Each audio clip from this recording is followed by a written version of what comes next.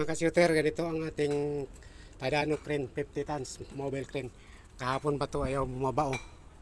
Yan. Yung bomb ayaw bumaba. Ngayon mga ka-shooter, check na natin lahat ang hydraulic. Ay mayroon naman siyang supply. Ito ang galing sa main pump. Ito binuksan ko na rin yung yung spool. Yung isang spool binuksan ko, hindi naman stack up. Ngayon nag-DIY muna ako. Ngayon binuksan ko yung mga solenoid. Itong solenoid mga ka-shooter ay ito galing sa papunta sa sable to. Ngayon tinanggal ko. Tinis na rin to. Ngayon yan. Ito gumagana to.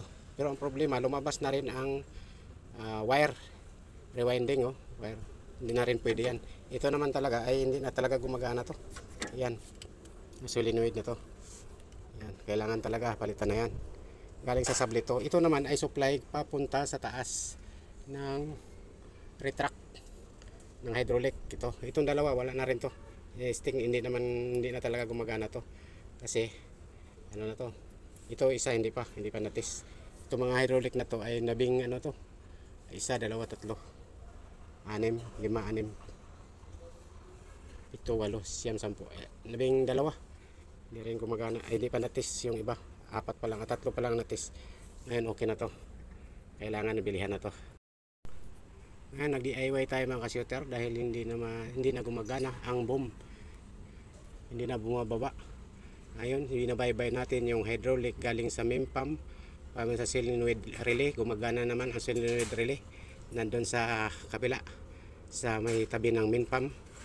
Ngayon gumagana naman at saka ang shovel pump ay shovel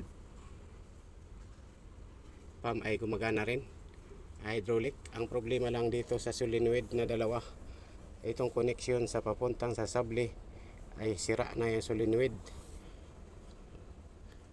Ito dalawa sira na rin, itong dalawa sira, stack up na, sunog na sa ilalim. Ayan. Okay.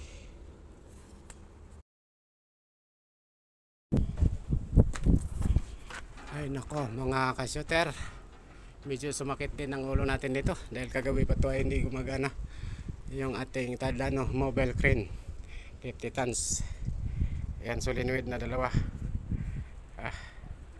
sira sa sable to. Connection dito, yan, itong wire na itong tubo na yan papunta doon, yun solenoid dito.